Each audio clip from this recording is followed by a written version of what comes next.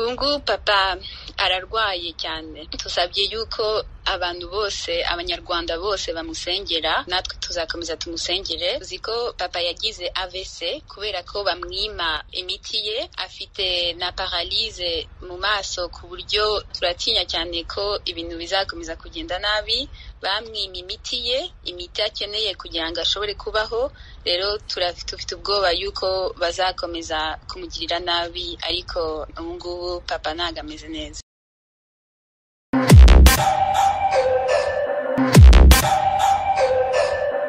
Umunyapolitike Paul Rusesabagina ufungiye i Kigali mu Rwanda ararembye nk'uko bitangazwa n'umuryango we binyuze mu ijwi ry'umukobwa wa Rusesabagina Karine Kanimba. Atangaza ko umubyeyi we afite ikibazo cya paralyze yafungiye kandi ko imiti asanzwe akoresha ayimwa. Magingo aya akaba afite n'ikibazo cy'imiti y'ubwonko. Twagerageje kuvugana n'ubuyobozi bwa gereza ku kibazo cy'uburwayi bwa Paul Rusesabagina no kuba atemererwa gufata imiti asanzwe yifashisha mu gusunika iminsi, ariko umuvugizi w'urwego rw'igihugu rushinzwe imfungwa n'abagororwa Madame Peri Uwera Gakwaya ntiyemeye kugira icyo adutangariza. Igihe cyose tuzabonera igisubizo kimuturutseho cyangwa kivuye ku buyobozi bw'amagereza tuzakibagezaho. Ibyatangajwe na Karine Kanimba byaje bikurikira isomwa ry'urubanza rw'amateka, urubanza imyanzuro yarwo yasomwe mu gihe cy'amasaha asaga 12 kuva saa 3 za mu gitondo kugeza hafi saa 4 z'ijoro. Iyi ni Pax TV, dukomeze dutega amatwi ibirambuye kuri iyi nkuru, twumve no mu magambo arambuye ibyatangajwe na Karine Kanimba, umukobwa wa Rusesabagina, mu izina ry'umuryango wa Paul Rusesabagina. Urukiko rw'ubujurire rwagomishijeho igifungo cy'imyaka 25 yari yakatiwe Paul Rusesabagina ku byaha akurikiranyweho birimo n'iterabwoba.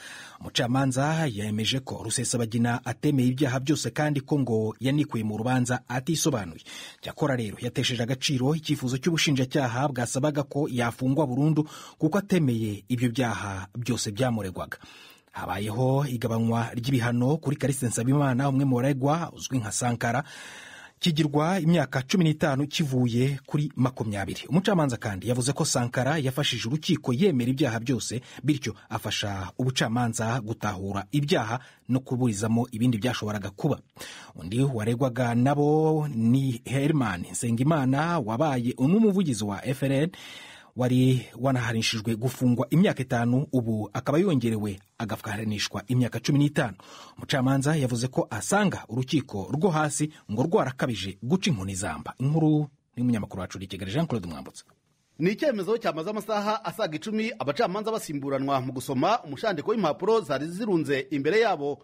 Kuri Paul Rusesabagina, umucamanza yavuze ko yemeye bimwe mu byaha mu gihe cy'ibazwa, gusa ngo yikuye mu rubanza ubwo iburanisha ryari ritangiye.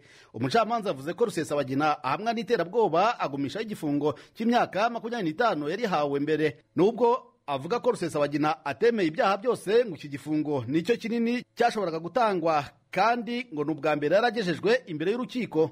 Sabimana Callixte wabaye umuvugizi w'umutwe wa FRN yari yajuriye asaba ko igifungo cy'imyaka 20 yahawe cyagabanywa. Umucamanza yavuze ko Sankara yemeye ibyaha ku buryo budashidikanywaho, ariko urukiko rukuru rukaba rutaramugabanyirije bihagije. Rwategetse ko igihano kiba imyaka 15 aho kuba 25 yari yifujwe n'ubushinjacyaha.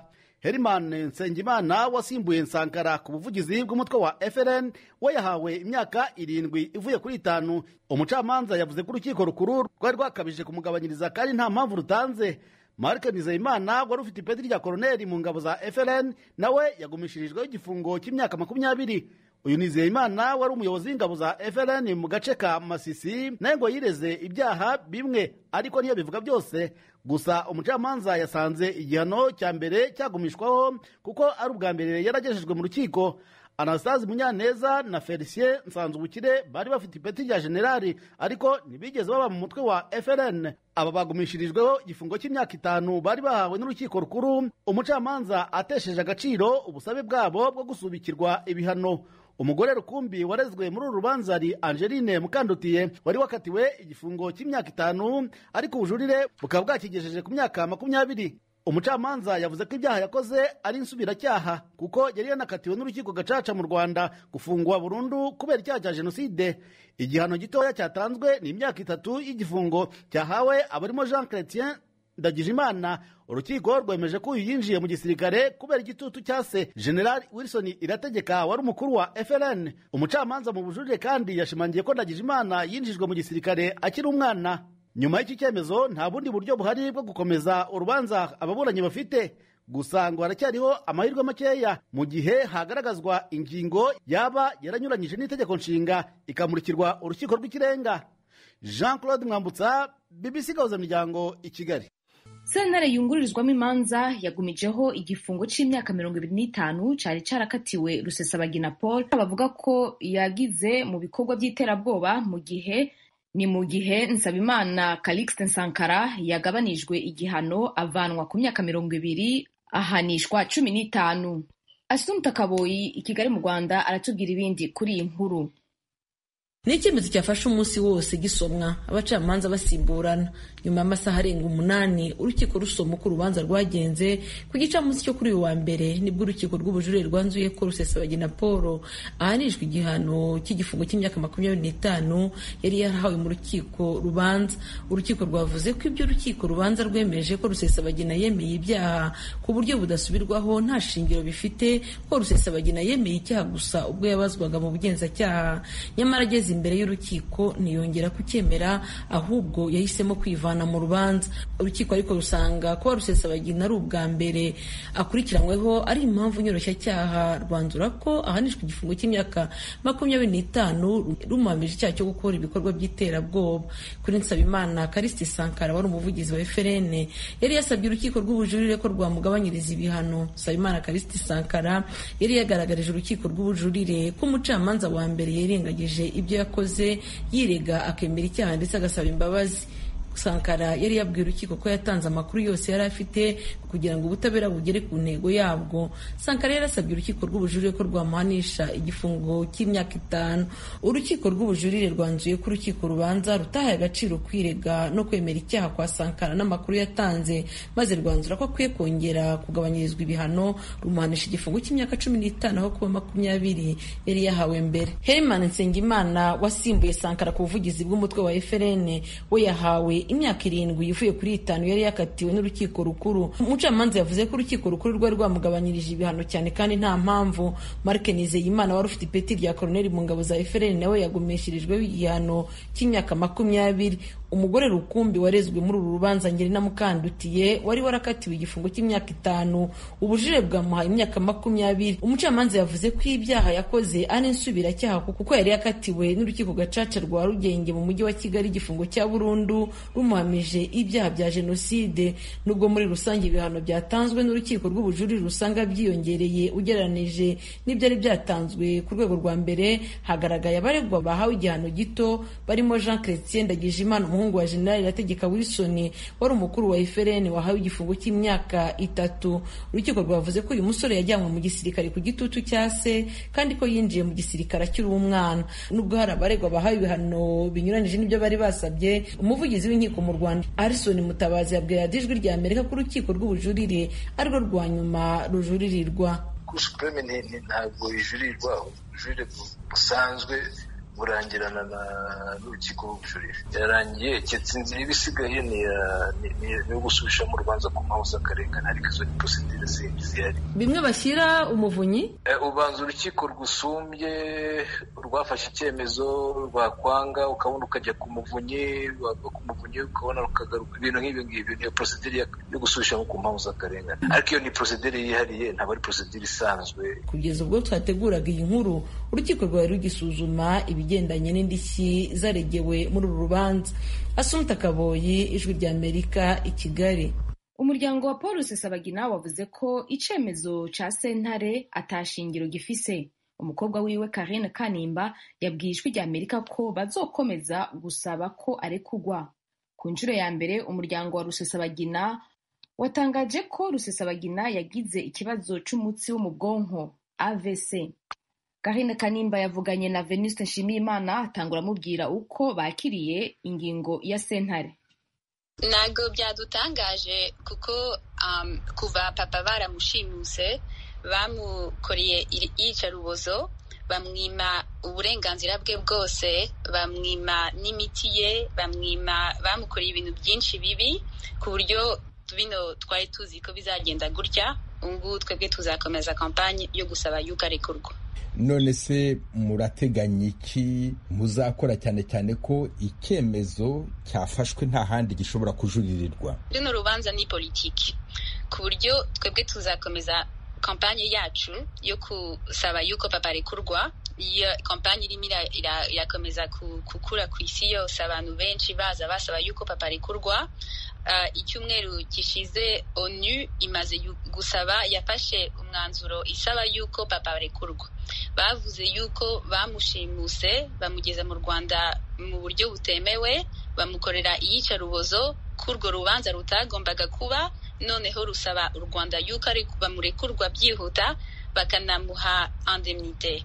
Ku buryo tuzi ko ONU iduhagarariye inyuma, ihagarariye kumwe na papa, kandi nabo bazakomeza bamuvugire. N'abandi bose rero ku isi bapasije ama resolution birirwa babwira leta y'u Rwanda kumurekura, nabo bazakomeza.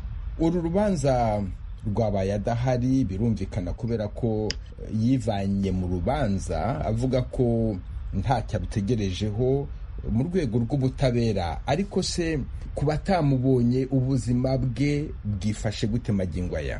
Ubu papa ararwaye cyane. Tusabye yuko abantu bose, abanyarwanda bose bamusengera, natwe tuzakomeza tumusengere. Uzi ko papa yagize AVC kubera ko bamwima imiti ye, afite na paralyse mu maso, ku buryo turatinya cyane ko ibintu bizakomeza kugenda nabi.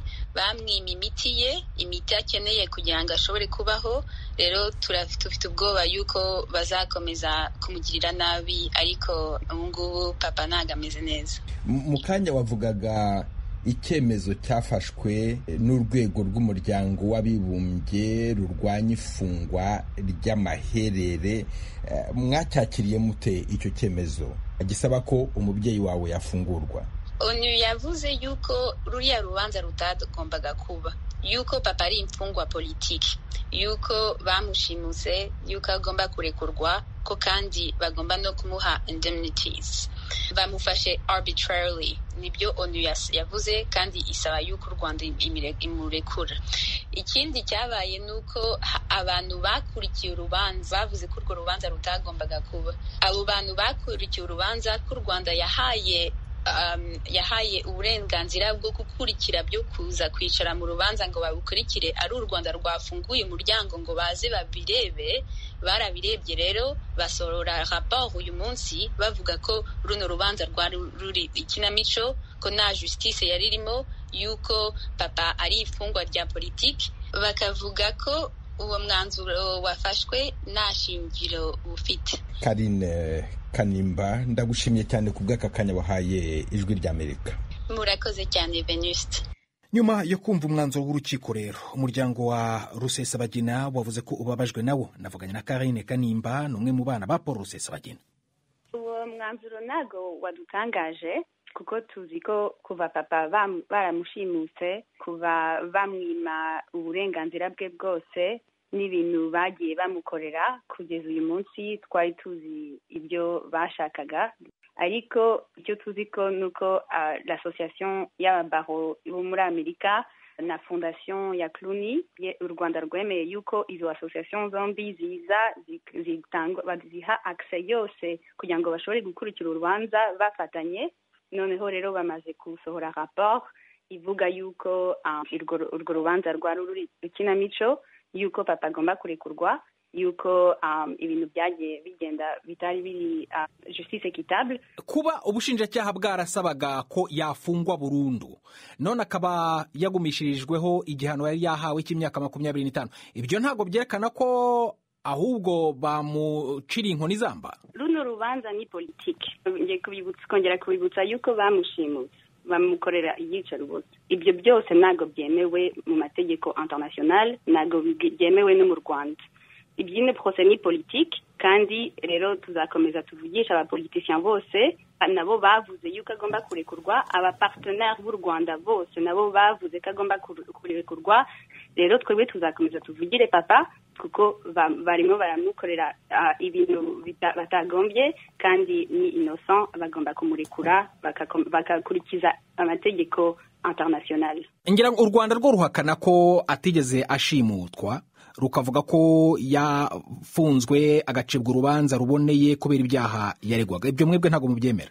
Ministre wa Justice Johnston Busingye yarabyivugiye kuri Al Jazeera, yaremeye yuko ari u Rwanda rwarishye indege yazanye papa mu Rwanda, kandi na extradition legale yari ihari, ku buryo mu gihe ko nta legalite ihari ibyo bavuga ntabwo ari byo, bishe amategeko yose abaho. Karine Kanimba, umwe mu bana ba Paul Rusesabagina.